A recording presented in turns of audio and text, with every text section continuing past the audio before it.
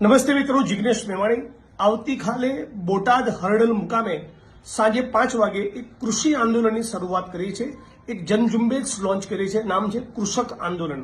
મૂળ વાત એવી છે કે આપ સૌ જાણો છો, ગુજરાતમાં છેલ્લા 25-30 વર્ષમાં ખેડૂત ખેતી અને ગામડાઓને કચ્ચર ઘાણ કાઢી નાખવામાં આવ્યું છે। ઔદ્યોગિક વિકાસ થવો જ જોઈએ। કોંગ્રેસની સરકારમાં જબરદસ્ત ઇન્ડસ્ટ્રીયલ ડેવલપમેન્ટ થયું, પણ ઔદ્યોગિક વિકાસ એ ખેતી ખેડૂત અને ગામડાના ભોગે ન હોઈ શકે।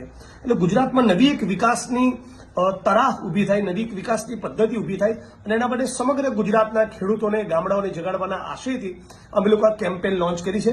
તો આવતીકાલે સાંજે 5 વાગે બોટાદ મળીએ છીએ।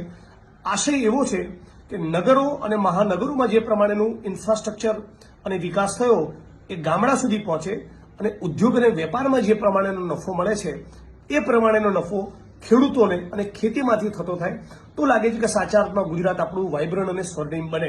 તો એક ગામડા ખેડૂત અને ખેતીની દિશામાં એક નવી ઝુંબેશ લોન્ચ કરી છે। આ તમામ લોકો આવતીકાલે સાંજે 5 વાગે બોટાદ હર્ડલ ખાતે મોટી સંખ્યામાં ઉપસ્થિત રહો એવી વિડીયોના માધ્યમથી અપીલ કરું છું। જય કોંગ્રેસ, જય સંવિધાન।